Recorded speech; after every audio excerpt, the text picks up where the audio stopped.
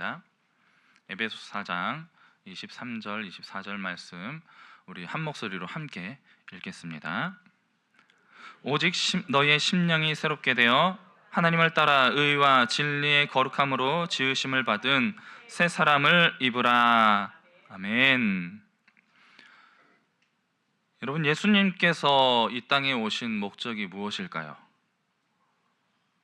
예수님은 무엇 때문에 이 세상에 오셔서 십자가에 못 박혀서 죽으시고 또 사흘 만에 다시 부활하심으로 인하여서 우리에게 구속의 은혜를 주셨습니까?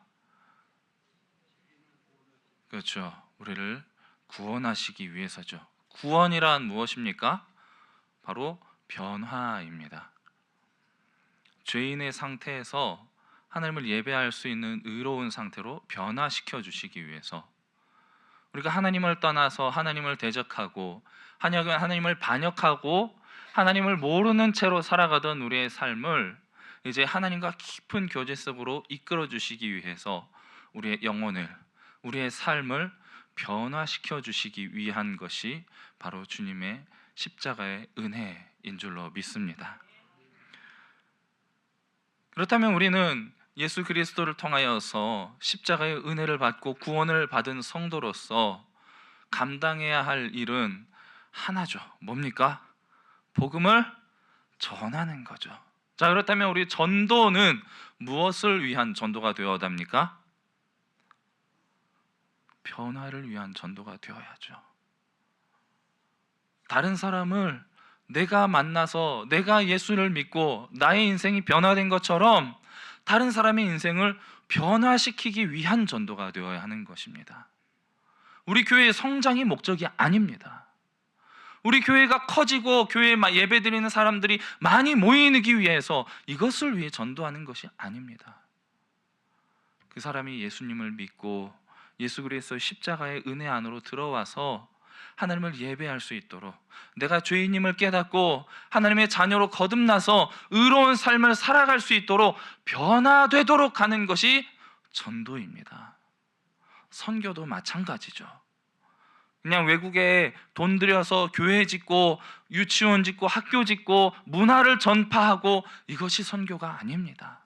하나님을 알지 못하는 민족들이, 그 나라의 민족들이, 사람들이 우리의 선교를 통하여서 예수님을 알고 예수님을 믿고 예수님의 자녀답게 합당한 모습으로 변화되도록 하기 위한 것이 바로 선교인 줄 믿습니다. 그렇다면 우리는 어떠한 모습으로 지금 살아가고 있습니까? 이 전도의 사명을 감당하기에 합당한 모습으로 살아가고 계십니까? 선교의 사명을 감당하기에 합당한 모습으로 살아가고 계십니까? 진정으로 예수 그리스도의 복음에 합당한 모습으로 변화되어진 삶을 살아가고 계시는가요? 본문의 앞단락을 보면 21절 22절 말씀을 보면, 진리가 예수 안에 있는 것 같이 너희가 참으로 그에게서 듣고 또한 그 안에서 가르침을 받았을진데 너희의 유혹의 욕심을 따라 썩어져가는 구습을 따르는 옛사람을 벗어버리고, 그리고 나서 그 이후에 오직 너희의 심령이 새롭게 변화되어 하나님을 따라 의와 진리와 거룩함으로 지음받은 새 사람을 입으라 라고 말씀을 하고 있습니다. 변화의 시작은 회개로부터 시작된다는 것이죠. 참된 변화는 예수님의 가르침을 통해서 과거에 죄악된 우리의 나쁜 습관들을 다 벗어버리는 것입니다. 옛사람을 완전히 벗어버리는 것이죠. 옛사람을 벗어버리기 위해서는 우리가 어떻게 해야 되겠습니까? 나의 옛 모습이, 나의 옛사람이 무엇인지를 알아야 하는 것이죠. 알지 못하고서는 변화될 수가 없는 것입니다. 성령의 충만함을 통해서 말씀을 깨닫게 될 때에만 우리는 참된 변화가 가능합니다. 우리는 근데 변화의 요인을 늘 어디에서 찾습니까? 나에게서 찾지 않습니다. 나의 바깥에서 변화의 요인을 찾으려고 하는 것이 가장 큰 문제입니다. 늘 환경을 탓하며 다른 사람을 탓하며 내 입에서 불만과 불평이 끊이지가 않습니다. 하지만 오늘 본문 말씀을 통해서 우리에게 하나님께서 요구하시는 것은 너희의 심령이 새롭게 변화되라 라고 말씀하고 있는 것입니다. 내 영혼이 거룩해지고 내가 성령으로 충만하게 힘이 입으면 우리는 어떠한 외적인 환경과 변화 속에서도 흔들리지 않는 믿음을 가지고 굳은 믿음 속에서 살아갈 수가 있다는 것이죠.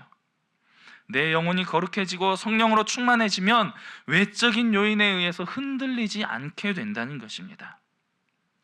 오늘날 수많은 성도들이 예배의 형식과 예배의 방법들에 대해서 변화를 주면 은혜를 받게 될 것이라고 착각을 하고 있습니다. 교회의 행정과 시스템, 어떤 시설들이 잘 갖춰주고 건강한 어떤 양육 프로그램 이런 것들이 많이 갖춰져야만은 건강한 교회라고 생각한다는 것이죠. 그래서 많은 성도들이 또 많은 목회자들이 내가 지금 섬기고 있는 이 교회를 바꾸어 보기 위해서 참 많은 애를 씁니다. 이것도 바꿔보고 저것도 바꿔봤는데 잘 안 돼요. 그러면 결국 최후의 수단으로 어떻게 합니까? 교회를 옮겨요. 마치 쇼핑을 하듯이 교회를 소비하고 있다는 것이죠. 내 입맛에 맞게, 내 기호에 맞게, 내 마음에 맞는 교회들을 찾아다닌다는 것입니다. 이 교회 가보니까 이 교회는 설교가 너무 길더라, 너무 재미없더라, 지루하더라. 저 교회는 가보니까 찬양이 너무 약하더라. 저 교회는 가보니까 뭐 너무 요란하더라. 어떤 교회는 너무 분위기가 너무 엄숙하더라. 어디는 너무 분위기가 너무 가볍더라. 내 기준에 맞춰서 교회를 판단하고 재면서 교회를 선택합니다. 그런데 아무리 이렇게 외적인 요인들이 잘 갖추어져 있다고 해도 내 마음이 변화되지 못하면 아무 소용이 없다는 것이죠.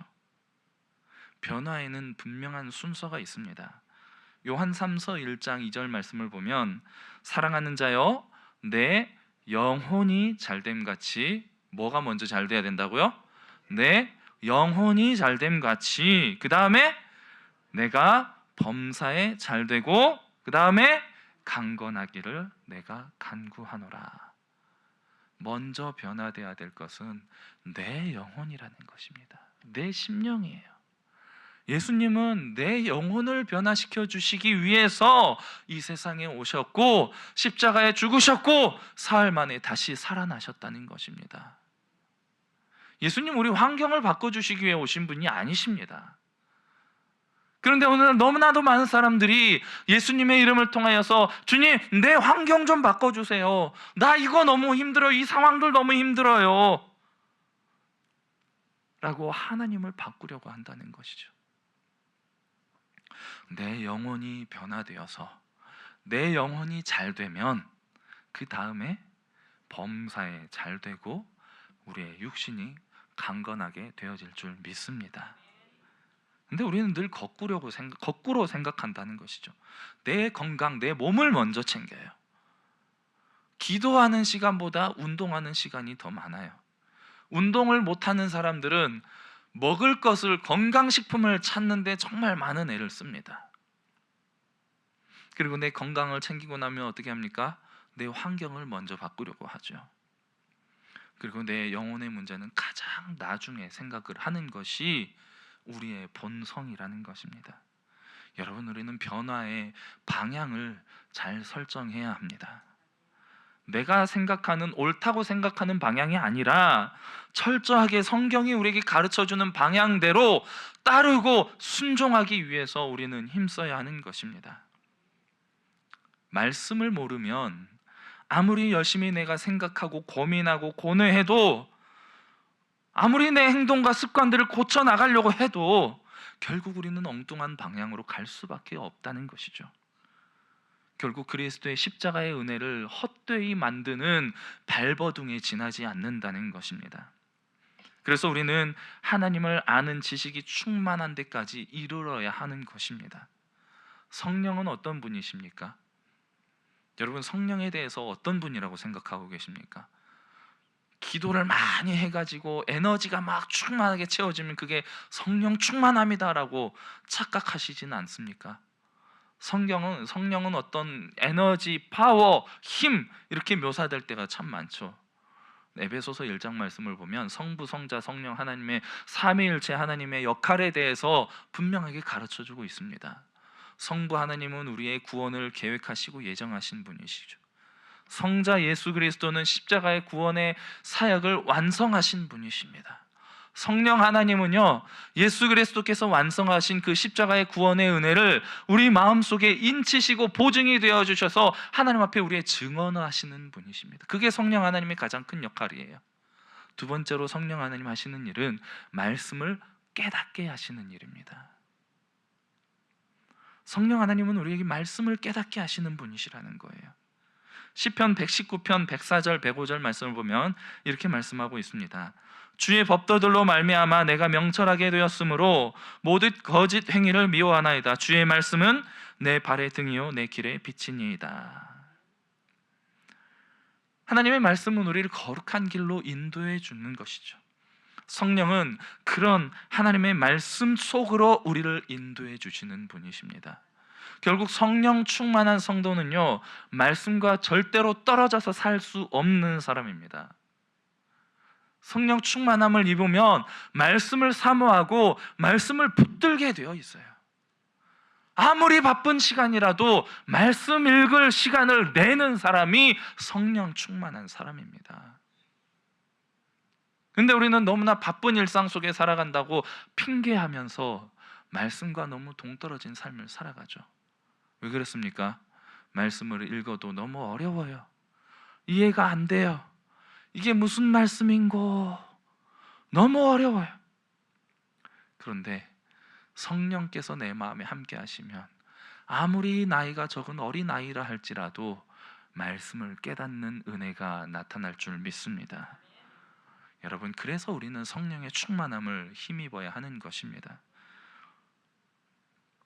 로마서 3장 20절 말씀을 보면 그러므로 율법의 행위로 그의 앞에 의롭다 하심을 얻을 육체가 없나니 율법으로는 죄를 깨달음이니라 라고 말씀을 하고 있습니다. 이 말씀을 가지고 많은 사람들이 율법은 필요 없다, 더 이상 우리는 율법을 지킬 필요도 없고 따를 필요도 없으니 율법을 알 필요도 없다라고 말을 해요. 율법은 우리와 상관이 없다라고 말을 해요. 우리는 오직 예수 그리스도의 십자가의 은혜와 사랑만 있으면 된다. 과연 그럴까요? 율법이 우리에게 주는 큰 유익은 무엇이냐? 내가 얼마나 큰 죄인인가를 깨닫게 하는 것이죠. 제가 서두에 말씀드렸듯이 내가 심령이 거룩한 하나님의 자녀답게 변화되기 위해서 무엇을 해야 된다고 말씀드렸습니까? 회개해야 된다고 말씀드렸죠. 회개하려면 내가 가진 죄가 무엇인지를 알아야 회개를 할 수가 있는 것입니다. 그냥 무턱대고 하나님 저 죄인입니다, 내가 뭘 잘못했는지 무슨 죄를 가지고 있는지도 모르면서 하나님 저 죄인입니다 용서해 주세요 라고 말을 하면은 그게 진정한 회개일까요? 아닙니다. 내가 어떤 죄를 가지고 있는지, 내 죄의 크기와 깊이와 넓이와 무게가 어느 정도인지를 알아야지 그것을 하나님 앞에 온전하게 고하고 회개와 용서를 구할 수 있는 것입니다.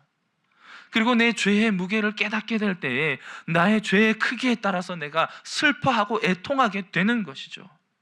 율법은 우리가 하나님의 말씀에서 얼마나 벗어나 있는지를, 얼마나 다른 길을 가고 있는지를 깨닫게 해주는 척도가 되는 것입니다.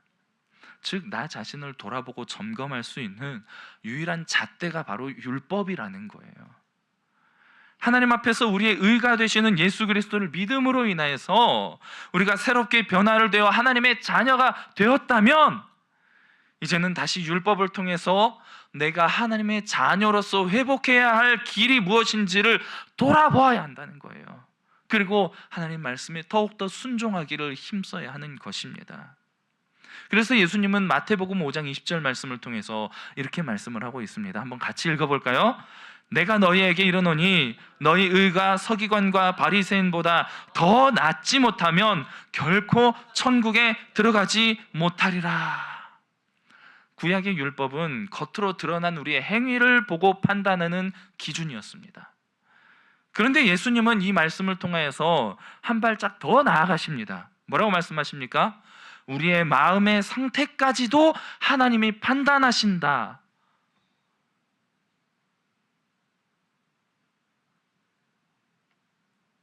여러분, 우린 율법을 통하여서 겉으로 드러난 행위만을 고쳐 나아갈 것이 아니라 나의 심령이 하나님 앞에 온전하게 변화되어야 될 줄 믿습니다.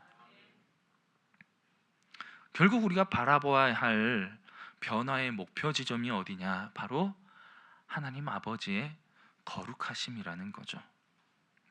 그래서 마태복음 5장 48절에 예수님이 이어서 이렇게 말씀하시는 거죠. 그러므로 하늘에 계신 너희 아버지의 온전하심과 같이 너희도 온전하라. 하나님의 온전하심과 같이 우리가 온전해지려면 어떻게 해야 되겠습니까? 하나님을 알아야죠. 하나님을 배우기를 힘써야죠. 하나님을 안다는 건 뭡니까? 하나님과 깊은 교제를 나누는 것이죠. 하나님과 함께 하는 거예요. 우리의 시간을 하나님과 동행하는 시간으로, 하나님과 교제하는 시간으로 깊이 들어가는 거죠. 여러분, 하루의 시간을 24시간을 시간표를 만들어 놓고 한번 점검을 해보시기 바랍니다. 내가 하나님과 함께하는 시간이 과연 얼마나 되는지. 사람에 대해서 알 때도 어떻게 해야 됩니까? 그 사람과 같이 시간을 보내야만 그 사람이 어떤 사람인지를 알 수가 있지 않습니까? 남편이 아내를 알기 위해서, 아내가 남편을 알기 위해서 시간을 보낸 만큼, 같이 보낸 시간이 쌓인 만큼 서로에 대해서 잘 알 수 있지 않습니까? 이제 60대, 70대, 80대를 바라보신 우리 성도님들 여기 많이 앉아 계시는데 80평생 함께 살아도 알지 못하는 게 사람 속이죠. 그렇죠? 저 인간이 도대체 무슨 생각을 하고 있는지 아직도 모르겠어요. 그렇죠? 저도 제 아내가 도대체 무슨 생각을 하고 사는지 잘 모르겠습니다. 아직 함께 보낸 시간은 10년 조금 넘게밖에 안 됐어요. 아직 알아가야 할 시간이 훨씬 많습니다. 근데 여러분, 하나님을 알아가고 하나님을 닮아가려고 하는데 하루에 1시간도 안 내면서 어떻게 여러분 하나님을 알아가겠습니까? 하루에 1시간도 기도하지 않고, 하루에 1시간도 말씀 보지 않고 24시간을 나를 위해서 살아가면서 나만 생각하면서 어떻게 우리가 하나님을 알아가겠습니까? 어떻게 하나님을 닮아가고 하나님의 온전하심을 어떻게 우리가 배워 나가겠습니까?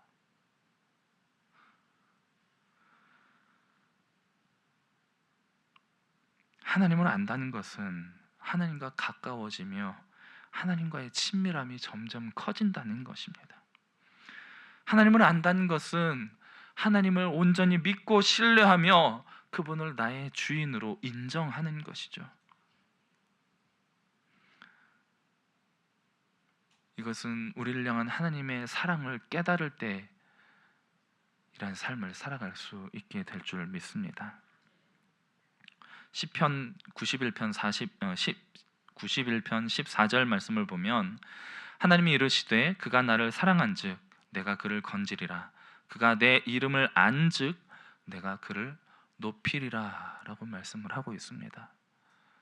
우리가 하나님의 구원받은 하나님의 백성은 하나님을 더욱더 깊이 사랑하는 사람이라는 거예요. 우리의 죄의 원인이 어디에 있습니까? 하나님을 알지 못했기 때문에 하나님으로부터 멀어진 것 아닙니까? 내가 주인이 되고자 했기 때문에, 하나님을 더 이상 나의 주인으로 인정하지 않고 내가 주인이 되려고 했기 때문에 우리가 타락한 죄인이 된 것이 아닙니까? 그로 인해서 결국 우리는 하나님의 사랑에서 멀어져 버리게 된 것이죠. 사사기 17장 6절 말씀을 보면 사사시대의 사람들의 상태에 대해서 이렇게 말씀을 하고 있죠. 그때에는 이스라엘에 왕이 없으므로 사람마다 자기 소견에 옳은 대로 행하였더라. 그런데 왜 이런 상황에 빠지게 되었느냐? 왜 자기 소견에 옳은 대로 살아가게 되었느냐? 하나님 말씀이 다음 세대로 전해지지 않았기 때문입니다. 사사기 2장 10절 12절 말씀을 보면 그 세대의 사람도 다 그 조상들에게 돌아갔고 그 후에 일어난 다른 세대는 여호와를 알지 못하며 여호와께서 이스라엘을 위하여 행하신 일도 알지 못하였더라. 제가 우리 청년들을 지도하다 보면서 많이 느끼는 게 가정마다 한 명씩은 교회 나와요. 자녀가 둘 있는 집에 꼭 하나씩은 나와요. 근데 꼭 하나가 안 나와요.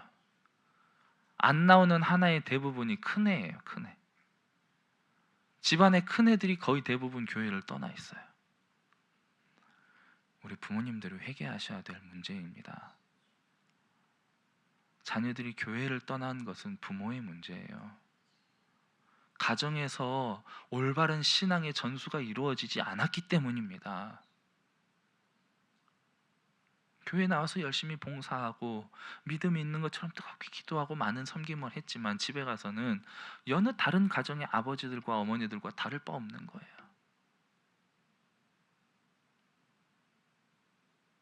자녀 입장에서 보니까 하나님의 사랑이 부모를 통해서 보여지지 않는 거예요.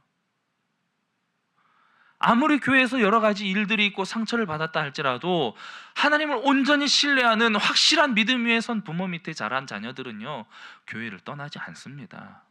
오히려 교회를 위해서 기도하고 그 상황을 변화시키기 위해서 자신을 헌신하게 됩니다.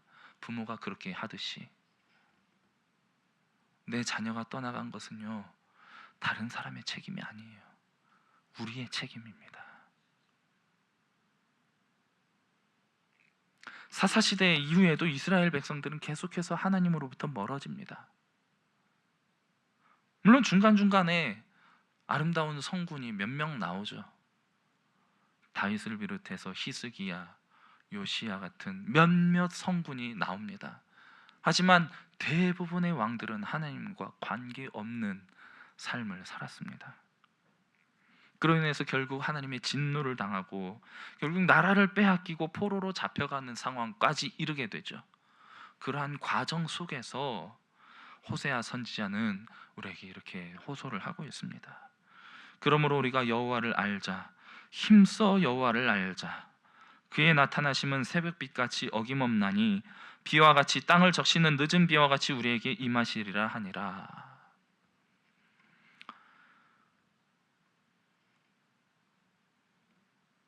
여러분, 힘써 하나님을 아시기를 힘쓰시길 바랍니다.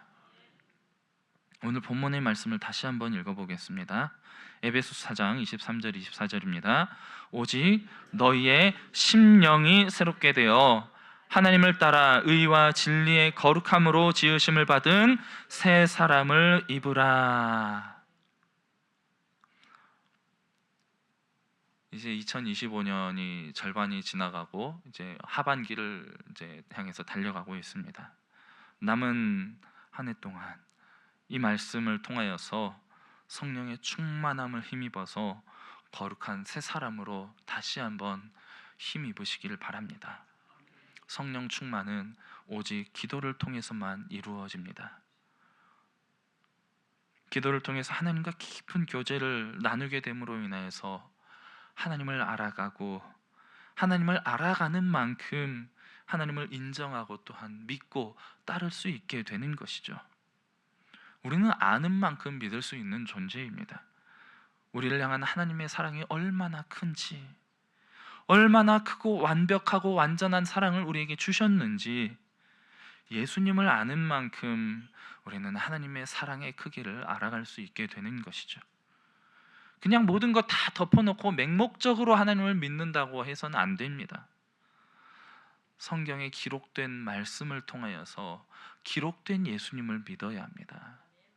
성경의 말씀을 통해서 기록되어진 하나님을 우리는 믿는 것입니다. 그 말씀 안에서 살아 역사하시고 우리의 삶을 말씀을 통해서 이끌어 가시는 그 하나님을 만나시기 바랍니다. 그 하나님과의 만남 속에서 깊은 기도 가운데 하나님과의 깊은 교제가 이루어지시기를 주님의 이름으로 축복합니다. 우리가 부르짖어 기도할 때, 하나님을 만날 만할 때, 간절히 그분을 찾을 때 하나님 우리의 기도를 들어 응답하여 주시는 분이시고 우리를 만나 주시고 우리를 변화시켜 주시고 그의 거룩한 나라로 인도해 주실 줄 믿습니다. 이 변화는 우리의 헌신에서부터 시작되어지는 것입니다. 그저 막연하게 앉아서 하나님 다 알아서 하시겠지, 하나님 다 알아서 해주시겠지 하고 그냥 넋놓고 있을 문제가 아니라는 것이죠. 이도저도 아닌 미지근한 상태에 머물러 있으면 세상과 하나님 사이에 머뭇머뭇하면서 결국 우상을 숭배하는 모습으로 살아가게 된다는 것입니다. 결국 사사기에 하나님을 알지 못하는 세대와 마찬가지로 늘 어리석은 행동을 하다가 하나님의 진노를 당하게 될 뿐이라는 것이죠. 사랑하는 성도 여러분, 이제는 정말로 깨어 기도해야 할 때인 줄 믿습니다. 근신하여 하나님을 간절히 찾아야 할 때인 줄 믿습니다. 하나님의 자녀답게 온전하게 회복된 모습으로 세상으로 담대하게 나아가시기 바랍니다. 그리스도의 의를 옷 입어서 진리 안에 거하며 하나님의 거룩함 안에 거하셔서 세상을 변화시키는 아름다운 믿음의 군사로 서시기를 바랍니다. 내가 변화되어야 세상을 변화시킬 수가 있습니다. 내가 변화되지 않으면 세상도 변하지가 않습니다. 나는 변하지 않으면서 왜 정치를 바꾸려고 합니까?